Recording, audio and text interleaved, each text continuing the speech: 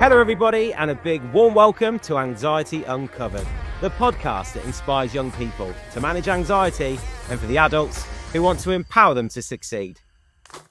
I'm Joe Roundtree, stand-up comedian, presenter, and now anxiety specialist for young people. 15 years ago, I was mugged on the streets of Barcelona, an experience that left me battling chronic anxiety, PTSD and OCD for many years.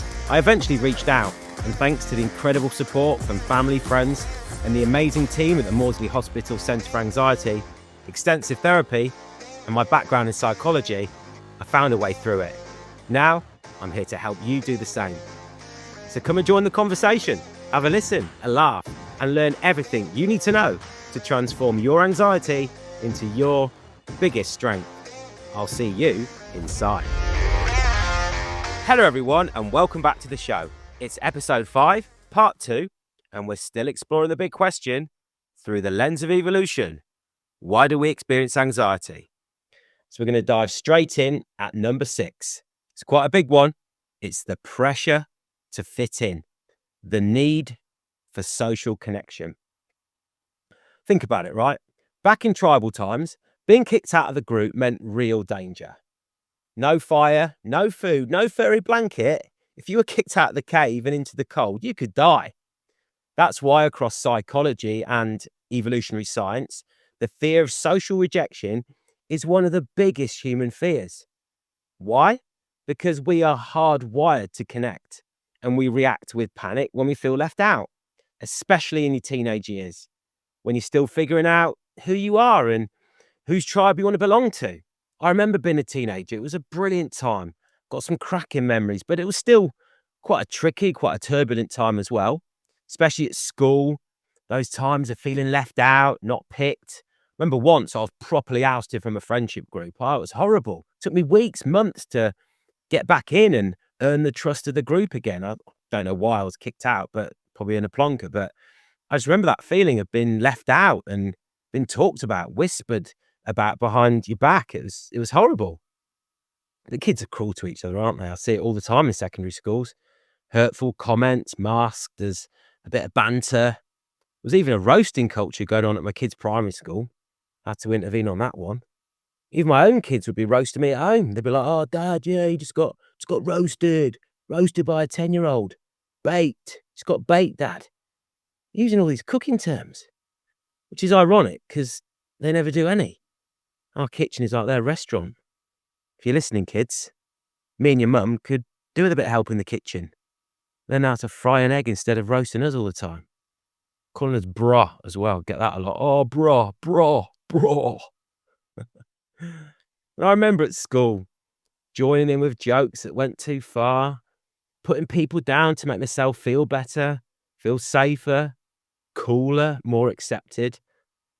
I feel guilty about a lot of that stuff looking back, realising I was someone else's hurt, but I was growing up, like we all were, just learning how to handle friendships, status, and all the messy stuff that comes with school. Doesn't excuse it, but it certainly helps me understand why I did it. And I think most of us at some point have tried to fit in, sometimes at other people's expense. But part of growing up is being able to look back and own your mistakes, have compassion for that younger version of yourself, and make amends and be kinder. So humans, we're wired to care about belonging. And in your teens, that need to fit in can feel massive, so much more intense because your brain's still developing. And your brain doesn't really stop developing until your early to mid-20s. The emotional bit, the part of the brain called your amygdala, fully fired up when you're a teenager. The logical, calming, rational part of the brain, your prefrontal cortex, it's still catching up. It's still doing a bit of fine-tuning. That's why rejection hits harder. It's harder to zoom out and think, yeah, come on, this isn't the end of the world, because at the time, it feels like it is. Because as a teenager, you are at the center of your own universe. Plus, the teenage brain gets great pleasure from being included. It's the pursuit or the anticipation of getting a laugh, getting a like on social media. Still feels good for me now, but as a teenager, it's like catnip, being picked. Actually feels good in your body. That's dopamine. And we get hooked to the pursuit of pleasure. I think that's why I became a stand-up comedian. The feeling of making my mates laugh, it's addictive. I used to go to the front of the school bus and do impressions of teachers. Oh, I'd get a massive buzz doing that, making your mates laugh, teachers laugh. And then knowing you could actually do it as a job and get paid for it, whoa, that was hugely appealing. Like double bubble dopamine. Looking back, I can see now, especially early on, lots of my career choices have been about just chasing big hits of dopamine. That drive to be liked, accepted, seen. It's wired in. So if you're sensitive to rejection, especially as a teenager, can I just say this? You're not dramatic. You're not weak. You are completely normal. Your brain's doing exactly what it was designed to do. So just go easy on yourself. It's not always going to be like this. You're not always going to feel like the way you do. It's tattooed on my wife's arm. She's got this great tattoo which just says, "This too shall pass. This too shall pass."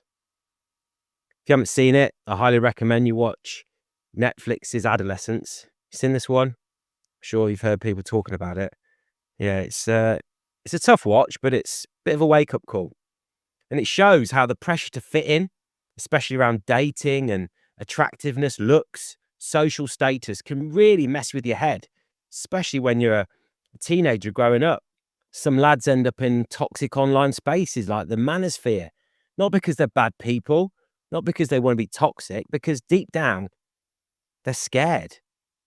Scared of being rejected, not liked, ignored, or seen as just not good enough.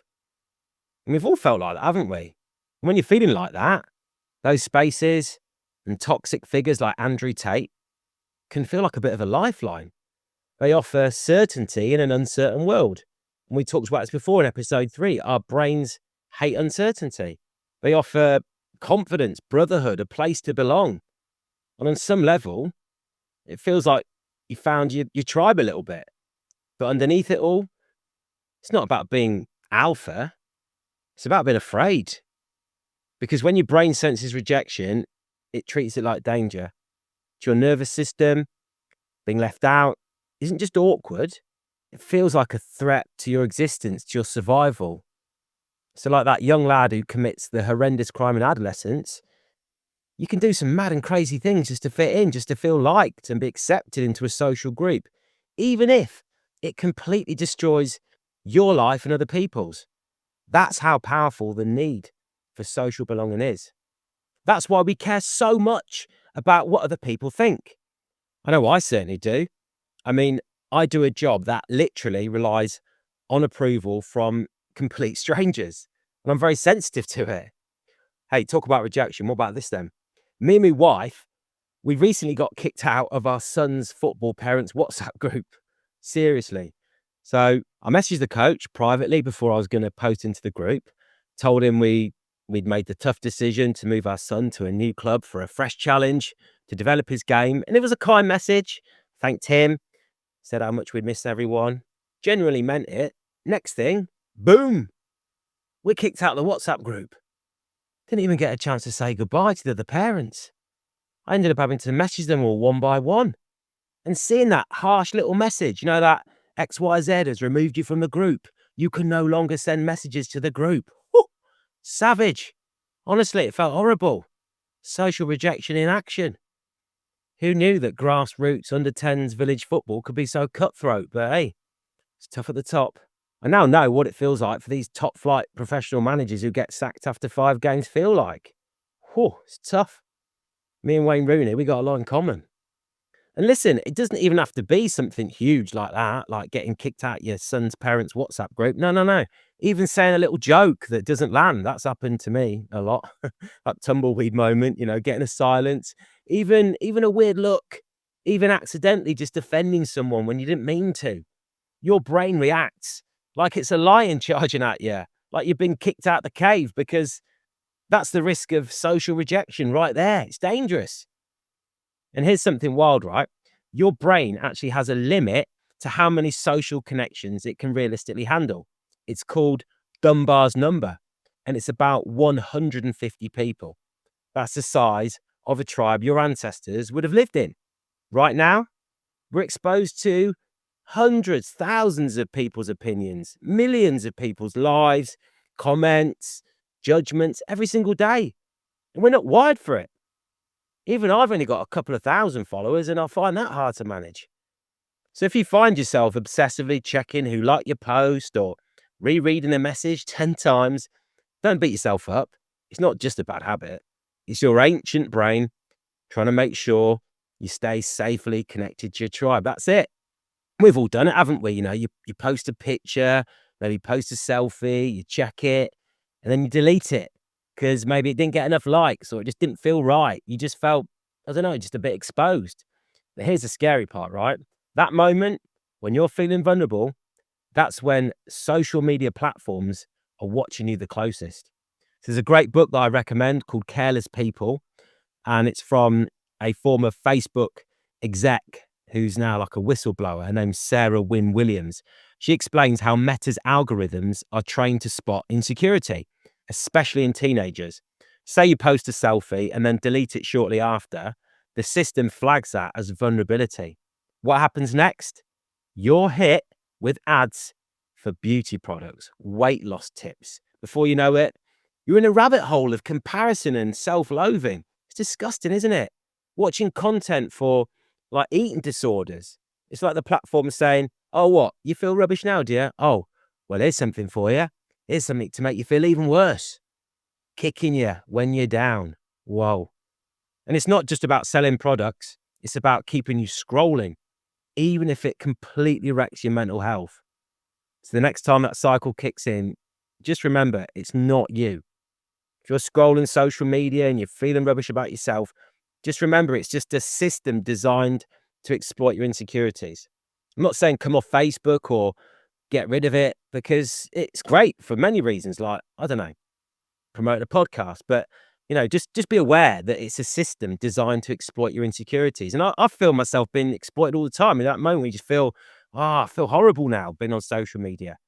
They're doing it. They're there following you, tracking your every move, your every click. But I think just knowing it is just the first step to maybe taking a bit of that power back. That's why social anxiety exists and is so common today, because your brain still reacts to social rejection the same way it would if you were kicked out of your tribe. It feels threatening. And I've experienced that in a big way myself. So when I was doing my first ever professional panto, this was 5 years ago, I was buzzing, so excited, until I met the director. And at first, he came across as a nice guy. Turns out he wasn't. He was a total narcissistic tyrant. He bullied me. I got bullied really badly, and it was horrible. Oh, he mocked me how I looked, tore down my performance in front of everyone. And yeah, sure, it was my first panto, but you know what? Didn't deserve to be treated like that. It was humiliating, and he humiliated me. I somehow made it through the run, but honestly, it was horrible. And even now, years later, with strong reviews behind me, when I go into a new panto with lovely new people around, my brain's still on high alert, still brings back the memory, still replays his voice like he's there lurking in the wings. And the mad thing, those memories that used to hurt me were actually my brain's way of trying to protect me. It was just saying, hey, Joe, remember this? Remember when that happened? Don't do panto again. Be careful. Stay at home. Now I'm like, look, Geoff, don't worry, mate. I got this. And if you're thinking, who's Geoff? If you're new to the podcast, Geoff is like the inner critic, the inner voice inside my head. Suggest you all do this. Give your inner critic a name. Give him a voice if you want. Geoff's mine. He's really annoying. He's like an overprotective friend, but he's just there to try and help me. I'm like, look, Geoff, yeah, okay, I get it. Thanks for the memory. Thanks for the reminder. I really wanted to live that again, didn't I, Geoff? But you know what? Joe's got this. Joe's a bit older now. Joe's a bit wiser. Joe can handle it. And that, my friends, is how powerful social rejection can be. It cuts deep. But once we all start understanding where it comes from, that's when anxiety starts to loosen its grip, because I can still have that memory now, but without any of the emotional charge. I just see it as a reminder, a little safety warning. Thanks, Geoff. It's just burnt toast. All right, that was number 6. Told you it was a biggie. Let's move on. Number 7. Your brain naturally defaults to worry. So unless you train it, your brain is basically a 24/7 problem-solving machine. It's always scanning, checking, worrying for what might go wrong, even when everything's just totally fine. Because back in the day, it helped us stay alert for wild animals, rival tribes, or maybe a sudden change in the weather. Storms rolling in, best get ready. These days, though, your brain still thinks that worrying equals being prepared. And to be fair, that can be useful. It can be really useful if it's done in a balanced, measured, and controlled way. So instead of calling it worrying, what if we had a bit of a rebrand? What if, when we notice we're doing it, we steer it into more focused thinking or constructive planning or helpful worry? I like that, helpful worry. Because when worrying is done with awareness, this thinking can actually really help us. So maybe it could help you plan what to wear if the weather's going to be rubbish.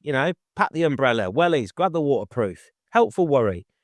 Plan how to respond to a bully the next time it happens during a panto, maybe, or a horrible person if they make a negative comment or do something horrible. Helpful worry. Prep for a trip. Headphones, walking boots, flip-flops, English tea bags. Mum always takes the tea bags. Maybe a can of baked beans. Don't stress about it. Just a bit helpful worry. If you've got a presentation the next day, don't stress. Just make some notes, tick things off the checklist, do something constructive. Get sorted for an exam the next day. Pack the bag, get the clothes on the night before, so you're not sprinting around the house, panicking in the morning. A bit of constructive planning, helpful worry done in a rational way that doesn't spiral into full-blown unhelpful worry is your brain's way of saying, hey, let's just get ready. Let's be prepared. Let's plan for this. And as the saying goes, it's not that we plan to fail, we fail to plan. So if you're busy worrying and stressing, you might just forget to plan. So yeah, helpful worry. I like that. And also, I want to be aware of the fact that, sometimes when we're really stressed and overwhelmed, worry can just take over and we can be immersed in it. It's very hard to get out of it when we're in this sort of anxiety spiral. It's so hard to actually just elevate ourselves above it, especially when we're tired. And that's when anxiety, becomes a problem. And that's when we might need to have a bit of an intervention and need a bit of help. So, for example, let's have a look at this. Worrying, scanning the environment. You rock up to school or a party, maybe wearing something a bit different, new haircut, bold outfit, fresh pair of trainers, and suddenly you start to feel a bit more self-conscious, scanning the environment, bit of social judgment there, and your brain kicks in. Why did you wear this? Why do you wear it? Everyone's staring at me. It's too much. Even if nobody actually says a word, your brain's scanning for judgment. It's flipping into worry mode. It's trying to protect you. This is called the spotlight effect. Your brain assumes everyone's noticing you as much as you are. Spoiler alert, they're not. And I see this all the time with school trips, especially with the lads in secondary schools. They all end up looking the same. They all rock up. I was at a school recently and they're all rocked up in this foyer and they had tracksuits, hoodies, baseball caps, man bags, little man bags. What have they got in these man bags? Oh, I want to look in one. What have they got in there? Maybe little packet of tissues, an emergency sewing kit. I don't know. But yeah, they all just look the same. Walking with a slight gangster limp like they've just stepped out of a Sports Direct catalogue. Why? Because it just feels safer to blend in. There's comfort in sameness. It's less risky. That's why I love seeing the occasional student just doing their own thing, just rocking a bright yellow pair of trousers, tartan waistcoat and a crazy hat. There's this quote I love about worry and how we think about what other people think about us, and it goes like this. Here we go. You ready? I'm going to do this one slowly because it's a bit of a brain bender. Here we go. Ready? I am not what I think I am. I am not what you think I am. I am what I think that you think I am. Wow. And before you go, right, I just need to rewind that back. Don't worry. I'm going to do it again. So here we go. You ready? Here we go.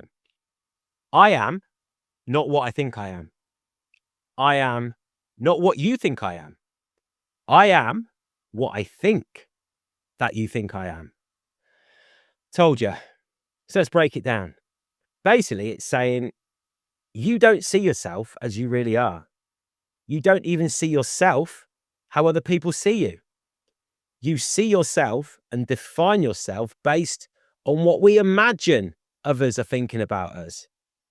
We get stuck in this loop of second guessing that fuels social anxiety. And remember from episode 2, the definition of anxiety, one of my favorites, it's just a misuse of our imaginations. Wow. It's pretty hard hitting, eh? Pretty soothing when we think that a lot of people are going through the same thing. And we need to remind ourselves sometimes and begin to start seeing ourselves as we really are. It can be challenging. I'm still not there yet. Like I said with this, I'm still a work in progress, especially when, you've got limiting beliefs about yourself that are holding you back. But hey, awareness is the first step to a lot of this stuff. And also it's worth acknowledging that sometimes that natural default to worry mode, it's not actually irrational. Sometimes it's actually trauma informed. So after I got stabbed, as I mentioned in the last episode, walking down high streets was pretty tough. Dimly lit high streets, being near small groups of men. My body would go into full alert, even if nothing was happening. And even now, years later, that default worry still kicks in sometimes. I was recently in Florence in Italy celebrating my mum's 70th. Lovely place, home of Pinocchio and Michelangelo's David. But the narrow streets there, the cobbled streets, reminded me of Las Ramblas in Barcelona. Next thing I know, boom, body goes into full fight or flight. My thoughts time travel back 15 years ago, and Geoff's like, get out, quick, go, go, go. Something bad might happen. Move, move, move. So what do? What did I do? Just checked in with myself.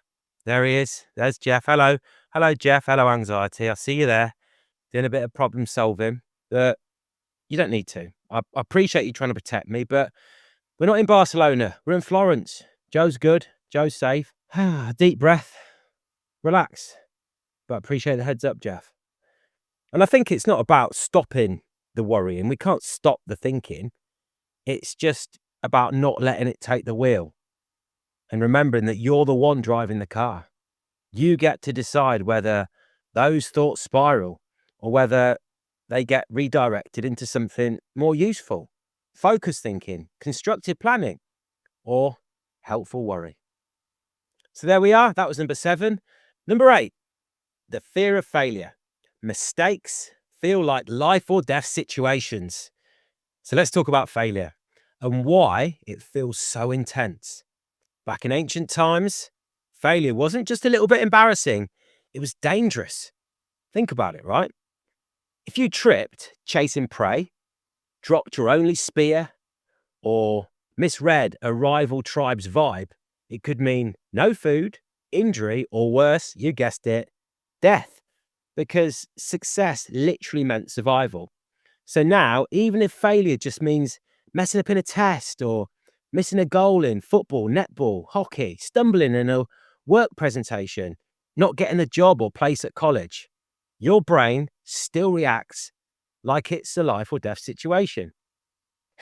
In stand-up comedy, we actually use survival language. If you do badly, you die on your ass. Oh, I died on my hole last night, mate. If you do well, oh, I killed it last night. Why? Because being on stage, exposed, judged, vulnerable, feels like a survival test. And let's be real, it doesn't help when failure gets mocked. And it does all the time, especially in schools. Oh, roasted, whoa, baked, man, you're baked. And whether it's bullies at school or sarcasm from a co-worker, hecklers in a comedy club, just makes it sting even more. So that's why we tend to give up more because, not only have we got the fear of failure and the shame of failure, but actually we've now got people telling us that we're rubbish because we failed. So no wonder people give up. Wouldn't it be great though if we could just fail without feeling ashamed? If failure felt weirdly brilliant, uplifting, we'd all be so much better at so many things. Imagine treating mistakes as progress, not just proof that you're not good enough. I've had to learn this over time, especially with doing stand-up. You just got to let go and just keep moving on. And that's what high performers learn to do over time. They build up failure immunity. And you have to. In sports, in showbiz, I think in lots of professions, you just have to keep going and just letting go of what people think of you. Let go of what the audience think, the crowd think, and focus on the next gig, the next game, the next point in tennis. Think about tennis players. Oh, you watch them at Wimbledon and they're so in the zone. You know, that famous McEnroe moment when he hits the racket and you see him just have these outbursts of rage, but they're very good at just being like a Zen Jedi mind master and just they just move on. And that's the real goal, isn't it? It's the real goal with failure here. Learning to see it for what it really is. It's just a step forward. It's not a disaster. It doesn't have to be a threat. It's just a false alarm from a brain that still thinks you're in the Stone Age. Remember, we're running caveman code on a TikTok timeline, inherited from our ancestors in a time when dropping your only spear means no din-dins tonight. Remember, fail, F-A-I-L. First attempt in learning. I like that one. Not mine, but I saw it in a school recently. I thought, that's good. I like that. It reminds me of a quote from, I'm not sure what film it was, but it had Judi Dench narrating it. And there's this quote, it was about failure. The only failure in life is the failure to try. The measure of success is how well we cope with disappointment. Love that. Remember, you're going to be a little bit rubbish at anything you've never done before. Any pursuit you want to get good at, you got to treat it like learning how to walk. If you're able to, most of us learn to walk, not because someone told us we could, but because no one told us we couldn't. You know, how many times does a small infant fail? They stand up, they fall down, they do it time and time again. They don't have to once, twice, 4 times, 40 times, 400 times go, nah, don't think walking's for me. I think I'm going to be a crawler. And again, it reminds me of another story by a man called Thomas Edison. You've all heard of him? Yeah, Edison. He was instrumental in creating the electric light bulb. He was one of the most prolific inventors of the 21st century. He created like motion picture. So thanks to him, we can go to the cinema. But he'd been trying to create this electric light bulb for years and years and years. So he's at this press conference, and a reporter stands up in a room full of hundreds of people and tries to slam Edison down. He's like, Edison, stop wasting government money. You have now failed over 5,000 times in your attempts to create the electric light bulb. Won't you now give up this folly and accept that man is forever destined to walk around with a kerosene lantern? Apparently, Edison didn't flinch. Just looked up and said, listen, son, boy, you do not know the way of the world. For I've not failed 5,000 times. I've successfully identified 5,000 ways in which it won't work, making me 5,000 steps closer to the way that it will work. It took Edison thousands of different experiments, over 10 years to get it right. But he didn't give up. Failure equals success. Fail once, fail better. Keep failing better and better and better till you get good at that thing. Keep dropping those spears. That's what I'm trying to say. All right, that was number 8. Number 9. Why do we experience anxiety? Overstimulation. Overstimulation from modern life. Too much information overloads our brain. So let's be real, right? Modern life is a constant information overload. We're hit with a daily barrage of notifications. Even now, doing this podcast, doing the recording, all my systems are on do not disturb, because if they were on, things would be pinging and dinging and donging, and I'll just get distracted. DMs, emails, TikToks, news alerts, calendar reminders, all day, every day. And chuck on top of that 2 very energetic children. Daddy, daddy, daddy. Mummy, mummy, mummy, mummy, daddy, daddy, daddy.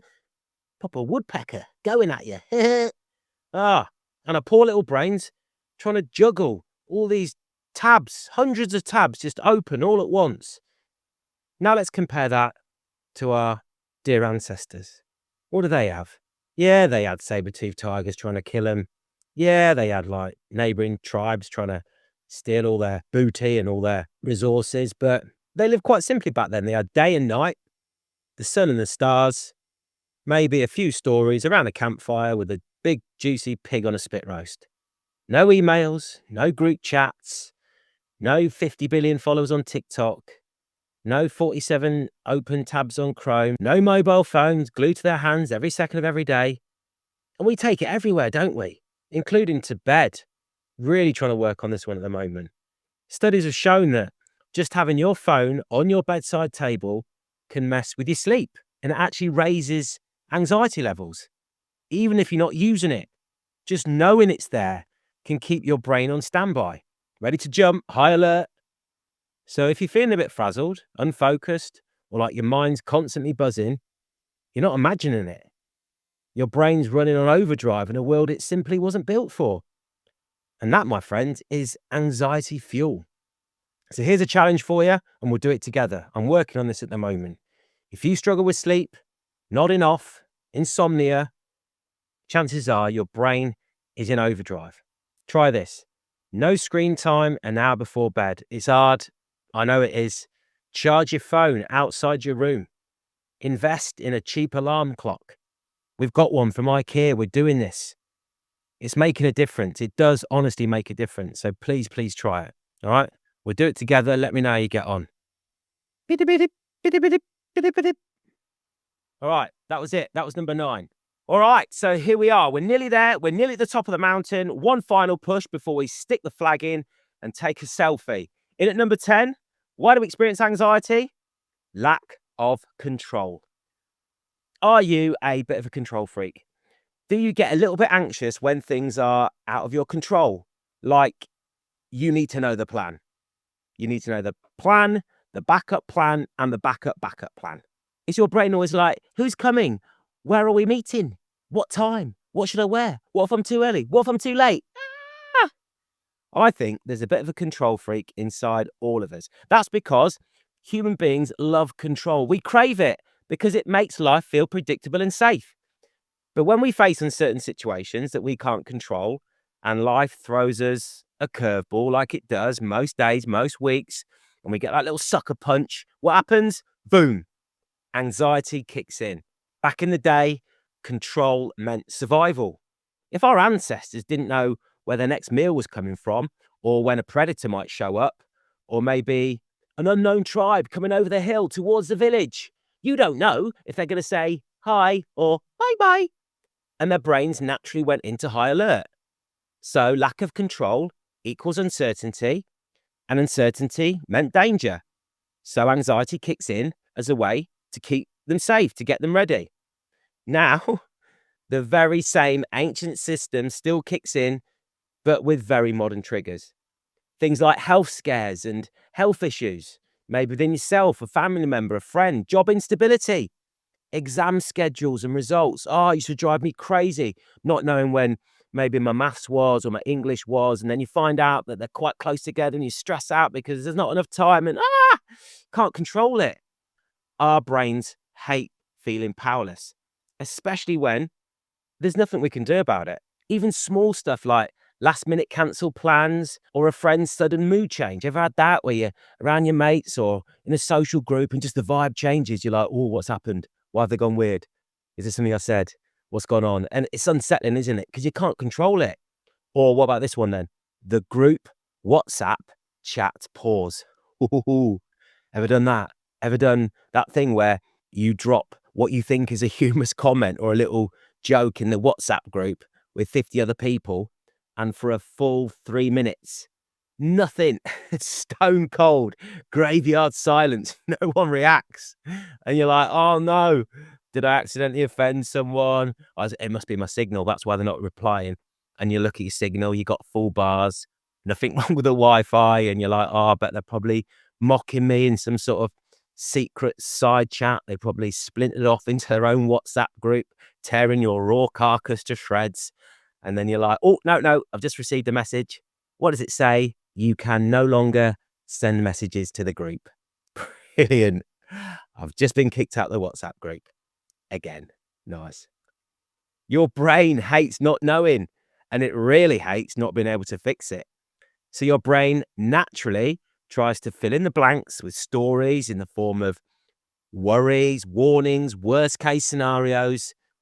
Your brain thinks it's actually trying to help, but can actually make things worse. But once you start recognizing what your brain is doing, you can have a chat. Have a chat with Geoff. All right, here he goes again. You're right then, Geoff, going off on one again, yeah? Can we control this, Geoff? No, we can't. Joe can't control it. Geoff can't control it.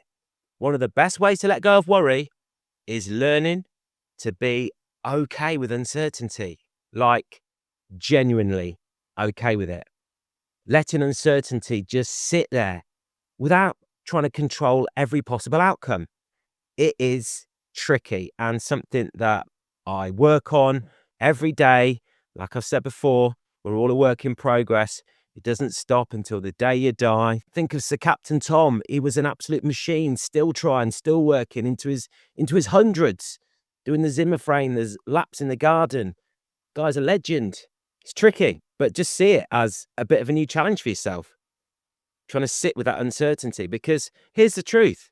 Uncertainty isn't the enemy. It's just our reaction to it that is. So the more we practice just allowing it, just letting uncertainty to hang out in the background like a slightly awkward guest at a party who's poking all the finger food on the buffet table, the less power it's going to have over us. And this is not about giving up. It's just about loosening your grip, swapping I must know everything right now, I must have complete control, to I don't actually know, and that's okay for now. And once you start thinking, talking to yourself, rationalizing it in this way, that's when things really start to shift. Anxious thoughts, anxious feelings, they're really hard just to switch off. And usually efforts to directly control them can often make things worse. You know, when people say, oh, just be happy, don't be sad, it makes you sadder. When people say, don't stress, it'll be fine, it makes you feel more stressed. But what you can control is your behavior and how you choose to respond. As the saying goes, control the controllables. If you can do something about it, go for it. But if you can't, that's where we have to learn just to let go of control and just accept that that's just the way it is. And remember, acceptance doesn't mean you have to love it or even like it. It just means stop fighting it and let anxiety be there. According to neuroscientist Dr. Jill Bolt-Taylor, the average lifespan of an emotion in your body is about 90 seconds. 90 seconds. That's how long it typically takes for the physiological response like adrenaline, cortisol, the raised heart rate, all those reactions we get when we feel anxious, just to flush through your system. That's if you don't fuel it with extra thought. But here's the catch. We do fuel it, don't we? A lot. What keeps an emotion like anxiety, anger, or sadness hanging around much longer than necessary? It's the story that we attach to it. When we ruminate, which just means think about the past, replay, resist, or try to fight the feeling, we just keep reactivating the anxiety cycle. If you feed the emotion with thought, or you feed the thought with emotion, it can last hours, days, or even become a really destructive habit like it did for me after getting stabbed and after getting bullied during the panto. So if the emotions build up and we have a body full of adrenaline and cortisol, we've got to get rid of it. You've got to get rid of it, or else it will simply stay in your body as excess stress, and that can manifest into so many problems. Illnesses, depression, anxiety disorders, blood pressure, all these things that I've had myself that I've had to really work on because the stress was still in my body. I had to get rid of it. My daughter, she's 8 years old, beautiful Winnie. I started noticing something at bedtime. When I'd say goodnight, I'd go up to a bunk bed and she'd get a bit punchy. Like honestly, literally, she'd just be hitting me like in sort of jest, but I could feel there was real sort of pent up anger and energy and just frustration. It was just bubbling under the surface. And she'd been having a bit of a tough time at school with friendships. And I thought, you know what, this is stress. And she didn't have the words for it, but I could just see it. I could feel it. I noticed it in her body. I thought, right, we need an outlet for this. She needs an outlet. So I started with a little inflatable boxing bag that I bought her for Christmas. And she absolutely loved it. She was going hell for leather on it. Then I found a local boxing group that runs on a Monday night locally. And now I take her there for an hour every single week. The difference it's made, incredible. She's processing that stress. She's literally getting it out of her system. And the amazing thing is, she's actually recognizing it herself too. She said to me the other day, she's like, Daddy, it feels so good when I box because all those feelings that I get at school, like anger and sadness, they come out of my skin with the sweat. I can feel it tingling out of my body. I thought, wow, that's an 8-year-old. And I've seen such a big shift in her behavior and her overall well-being. So if you've got a child out there, or if you're feeling stressed, just go let it out on a punching bag, on a boxing bag, on Rubber Bob. That's who my daughter punches. She goes, oh, Rubber Bob got a bit of a pasting tonight, Dad. I'm like, yeah, you tell that Rubber Bob. And she's not bottling it up anymore. She's literally moving the stress out of her body, processing it, and she's not hitting me anymore, which is great. What about this then? After listening to this podcast, simply practice attempting to ride out 90 seconds of emotion without fueling it with thought. Taking the thought and not trying to fuel it with emotion. And it can be so powerful. But once you try and try again, and you notice it working, you feel empowered. But don't just try it once and give up. Yeah, it's not working. Practice makes. No, it's not perfect. It's progress. It's percentages. Don't give up until you find a way that works for you. And remember what's tattooed on my wife's arm. This too shall pass. It has to.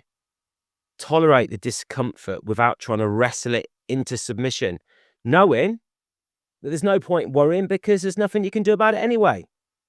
Do you remember the phrase that everyone started to say during lockdown? Go on, say it. You know the one?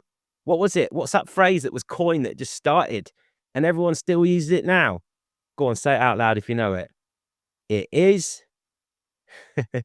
Yeah, it is what it is. Whoever came up with that, God, they are a genius. Because in my opinion, they are like Zen monk Jedi geniuses who deserve a clap on the streets every night of the week. Oh yeah, I'd get my best frying pan and wooden spoon out for them, whoever it was. If you're out there, you're listening, yeah, here's your clap.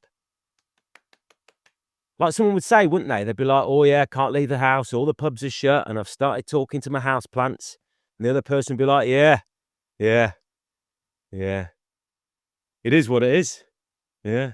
And it became the most used phrase of 2020, right up there with, you're on mute.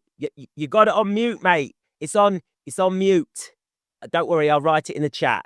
You're on mute.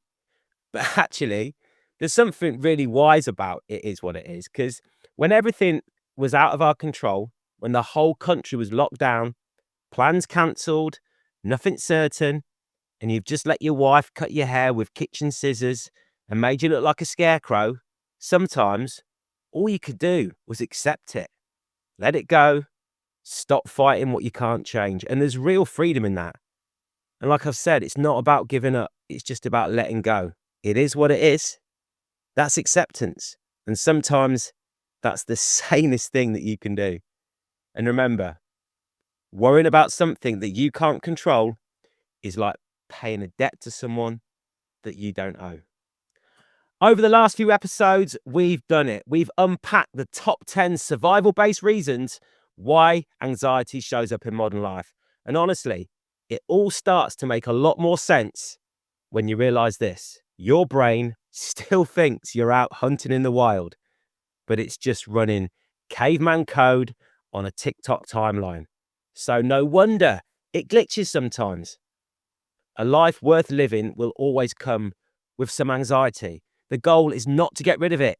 It's to learn how to live with it, manage it, and heal what needs healing so you can get on with actually living. Because once you're aware of what's going on inside of you and you stop fighting your brain's natural survival programming and start working with it, that is when anxiety starts to soften. It starts to loosen its grip. And remember, anxiety is not trying to sabotage you. It's just trying to protect you. Even when it overreacts to being thrown out of a WhatsApp group or reminding you of that hurtful comment someone said, or even just getting a little dirty look. Just knowing that can help you meet your own anxiety and other people's with a little bit more understanding, a little bit more compassion. So here's a question for you. before we wrap this up. What would it feel like to take the next step in your life with the anxiety, rather than wasting all your energy just trying to push it away? Because let's be honest, you've got so much energy, and some of that probably needs to go towards finding who's stolen your phone charger, or finishing that annoying bit of work, or just taking a big deep breath and telling someone you trust that you're struggling and you need some help. Time now for my top takeaway of the week from my anxiety busting toolkit. This week it's, drum roll please,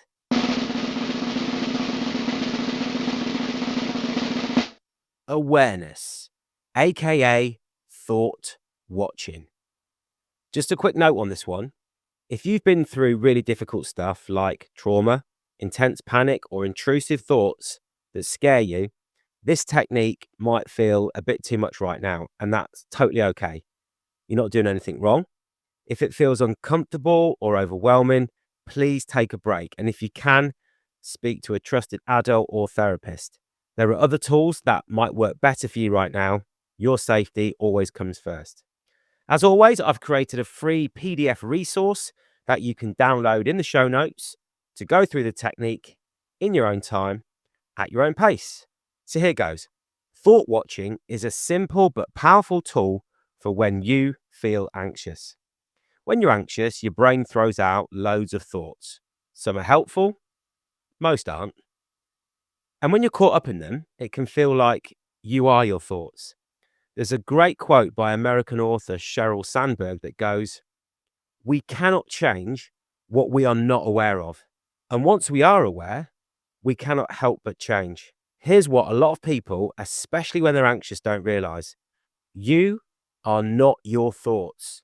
You're the one noticing them. And once you become aware of that, everything starts to shift. Because if you're the one noticing your thoughts, you get to decide which ones to follow and which ones to let go. Now, when I first heard the phrase, "you are not your thoughts, you're the one noticing them," I remember thinking, wait, what? Of course I'm my thoughts. They're in my head. Who else would they belong to? But then my therapist hit me with this. Joe, if you can notice a thought, who's doing the noticing?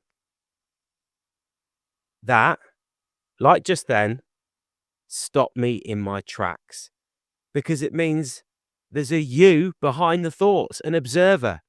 And that tiny shift changed everything for me. You don't have to believe every thought. You can watch them, question them, and choose which one gets your energy. This exercise helps you step back and see your thoughts for what they are. Just thoughts. So imagine your thoughts as clouds drifting across the sky, buses pulling into a stop. You don't have to follow the cloud or get on the bus. Just watch them arrive and leave and wave goodbye. Bye-bye. So why use it? It helps you feel calmer, more in control, and it teaches your brain, I don't have to react to every thought. And it's not about stopping your thoughts. It's about learning to notice them without getting pulled in. So let's give it a go, step by step. This only takes a few minutes. Now, you know me, before we do any techniques, especially those that involve thinking, it's always best to start off with some slow breathing. Why? Because it helps switch on your body's calming system. The parasympathetic nervous system, think parachute, bringing us back to ground in the present moment, putting the brakes on anxiety. So calm body equals calm mind. Please don't skip this bit. Just do that for a couple of minutes. It makes all these techniques so much easier. All right, here we go. Step one, just settle in, sit comfy, on a chair, cross-legged, on a bed, whatever feels comfortable for you, and just close your eyes. Look down, whatever feels best. Take another slow, deep breath in through your nose, longer through your mouth. One more time, in and out. Notice your body here, your breath. You're grounded. That sounds like you're in trouble. You don't have to stay indoors. It just means be aware of yourself, grounded, centered in the present moment. Step two, watch your thoughts. Focus on your mind. Just notice what thoughts show up. No need to stop them or change them. You can imagine your thoughts are like clouds floating across the sky, some fluffy, some heavy, all moving on. Or think of your thoughts like buses pulling into a stop, each with a label like, what if I mess up bus, or I'm not good enough bus, or this will go wrong bus, or they said that bus. Here's the trick. You don't have to chase the cloud. You don't have to get on the bus. Just watch them arrive, watch them leave, repeat quietly in your head. Thoughts come, thoughts go. I'm just watching. Or I don't have to follow every thought. Stay here doing this for 30 seconds, just observing, calm and still. If your thoughts keep going back to stuff like, this isn't working, this is rubbish, that's normal. Just come back to your body, back to your breath, and just stay there still, 30 seconds, just observing. As soon as you notice you may be attaching yourself to a thought, putting emotion behind it, getting involved in it, chewing it, spit it out, and just keep doing it again till you can get 30 seconds of just observing those thoughts. Step 3, close and reflect. Take one last deep breath in and out. Wiggle your fingers, wiggle your toes, come back to the room. Simple, eh? Remember, you are not your thoughts. You are the one watching them. Whether they come in like clouds or buses, they'll pass. You get to choose which ones you give energy to. So why does this technique work? This technique works by turning down the volume on anxious thinking, by creating distance. Now remember, it's not going to just happen. You're not going to be masterful at this straight away. You're going to be a little bit rubbish. You're going to get it wrong. You're going to get frustrated. That's normal. It took me 2 years of trying to meditate to actually realize what I was doing. So please, please, please don't give up. It's based on mindfulness and cognitive diffusion, strategies used by psychologists to calm racing thoughts and build mental resilience. And my top pro tip, the best tip I can give you, practice this when you're not anxious, when you're calm. It will work so much better when you really need it. Good luck. Join me next week for episode 6. In the meantime, if you could kindly give the show a follow, a review, get in touch, and share with a mate. Until next time, my friends, I'll see you inside. Thank you so much for joining me on this episode of Anxiety Uncovered. Be sure to stay tuned for future episodes and subscribe to the show wherever you get your podcasts. If you enjoyed the show and you think others would too, I'd be really grateful if you could recommend it and we can grow this community together. To get in touch or follow on social media, check out the show notes. I'd love to hear from you. And if you have ideas for future episodes or topics related to anxiety that you'd like to learn more about, please get in touch and I'll dedicate those episodes to you. If you need help right now, please speak up, even if it feels hard. Talk to a trusted adult, friend, or family member. It took me just 20 seconds of insane courage to go to the doctor and ask for help after putting it off for many years, and it honestly saved my life. For additional support, consider free online resources like Anxiety UK, which offers confidential help, or Shout, SHOUT, a free 24/7 text service for anyone in the UK who's struggling. And if you're outside the UK, I highly recommend the website adda.org. I'm your host, Joe Rowntree. It's been a pleasure. And until next time, big love, Godspeed, and amor fati.